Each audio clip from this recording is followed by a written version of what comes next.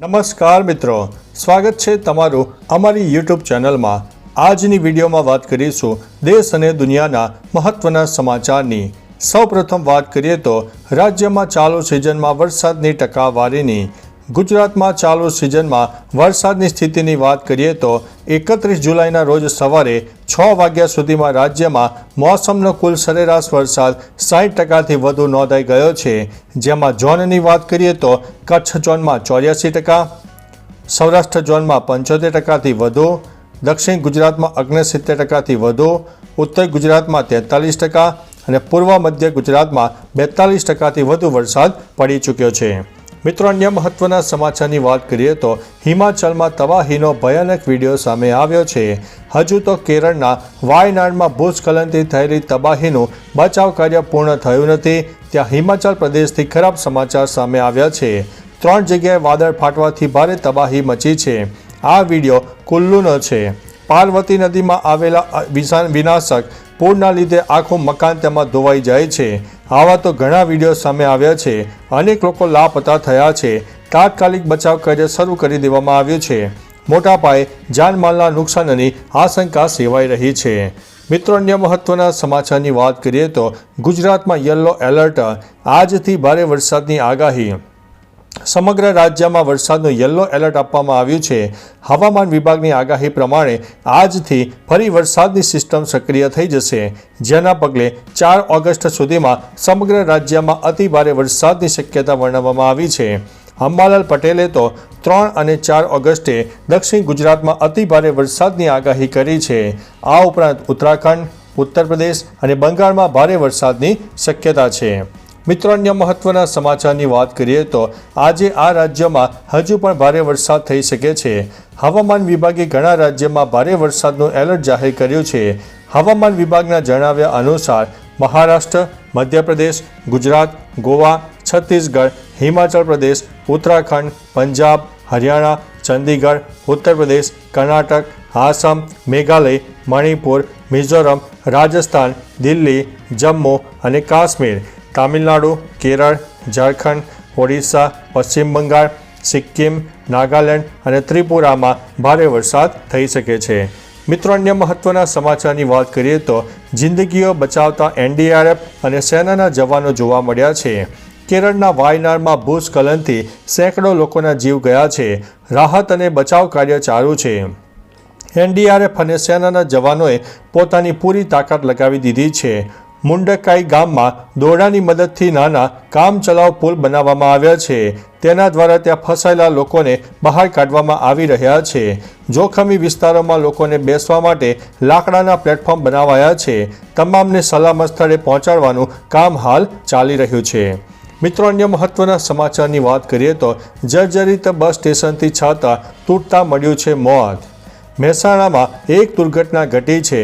કડી તાલુકાના દેવસણા ગામે ST બસ સ્ટેન્ડનો slab તૂટી પડ્યો હતો, જેમાં બસ સ્ટેન્ડનો સ્લેબ આધેડ પર પડતા તેમનું મોત થયું છે। અન્ય એક અહેવાલ અનુસાર આ છત તૂટતા એક યુવકનું પણ મોત થયું છે। ગાંધીનગરના વાવોલથી સાસરીમાં પત્નીને લેવા માટે આવેલા યુવક છતના કાટમાળમાં દટાયો હતો, તેથી ઘટના સ્થળે તેનું મોત થયું છે। મિત્રો, અન્ય મહત્વના સમાચારની વાત કરીએ તો સફાઈ કામદારોનો હલ્લાબોલ, સફાઈ બંધ થવાના એંધાણ। રાજકોટ મહાનગરપાલિકામાં તમામ સફાઈ કર્મચારીઓ દ્વારા ભારે વિરોધ કરવામાં આવ્યો હતો, જેમાં મોટી સંખ્યામાં લોકો ભેગા થયા હતા અને રાજકોટ મ્યુનિસિપલ કમિશનર ચેમ્બર બહાર લોબીમાં બેસીને રામધૂન બોલાવવામાં આવી હતી। જય ભીમ, જય ભીમ અને હમારી માંગે પૂરી કરોના નારા લગાવવામાં આવ્યા હતા। સફાઈ કર્મીઓનું કહેવું છે કે અમારા લોકોનું શારીરિક અને માનસિક શોષણ થાય છે, તે બંધ કરવામાં આવે।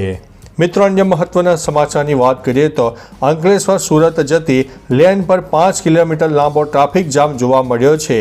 અંકલેશ્વરથી સુરત જતી લેન પર 5 કિલોમીટર લાંબો ટ્રાફિક જામના દ્રશ્યો સામે આવી ગયા છે। ઉલ્લેખનીય છે કે વરસાદના કારણે બિસ્માર માર્ગ અને વાલિયા ચોકડી નજીક સાંકડો માર્ગ હોવાથી રોજિંદી સમસ્યાથી લોકો ત્રાહિમામ પોકારી ઉઠ્યા છે। આ માર્ગ પર અવારનવાર ટ્રાફિક જામ થાય છે, જેથી આસપાસના ગામડાના સ્થાનિકોને ભારે હાલાકીનો સામનો કરવો પડે છે। મિત્રો, અન્ય મહત્વના સમાચારની વાત કરીએ તો આગામી 5 દિવસ 14 રાજ્યમાં મેઘરાજા ગમરોળશે। હવામાન વિભાગે રાજ્યમાં વરસાદની આગાહી કરી છે, જેમાં આગામી 5 દિવસ દરમિયાન પશ્ચિમ કિનારે અલગ અલગ સ્થળોએ ભારેથી અતિ ભારે વરસાદની શક્યતા વર્ણવવામાં આવી છે. ઉત્તર પશ્ચિમ અને મધ્ય અને પૂર્વ ભારતમાં અલગ અલગ સ્થળેથી ભારેથી અતિ ભારે વરસાદની શક્યતા રહેલી છે. આગામી 24 કલાકમાં કર્ણાટક, કેરળ, ગુજરાત, ઉત્તરાખંડ, પૂર્વ ઉત્તર પ્રદેશ અને પશ્ચિમ બંગાળમાં વરસાદની શક્યતા છે. મિત્રો, અન્ય મહત્વના સમાચારની વાત કરીએ તો ખાન સરની ઇન્સ્ટિટ્યૂટને તાળા. પ્રસિદ્ધ શિક્ષણવિદ ખાન સરની કોચિંગ સંસ્થાને તાળું મારી દેવામાં આવ્યું છે. રાજધાની પટનાના બોરિંગ રોડ કેમ્પસને તાળું મારી દેવામાં આવ્યું છે. કોચિંગના ગાર્ડે જણાવ્યું હતું કે કોચિંગના માલિકે તેને તાળું મારવાનું કહ્યું છે અને જો બાળકો આવે તો તેમને કહેજો હાલમાં કોચિંગ બંધ છે.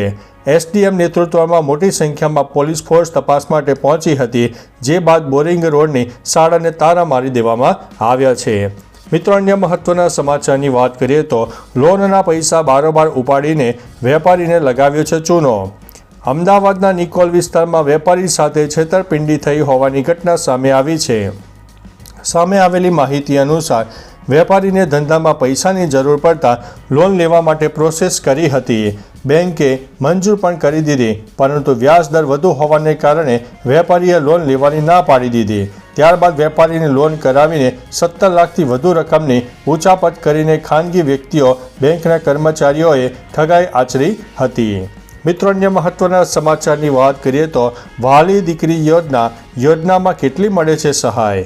ગુજરાત સરકારની એક નવી યોજના છે, જેમાં દીકરીને શિક્ષણથી લઈને લગ્ન સુધીની સહાય આપવામાં આવે છે.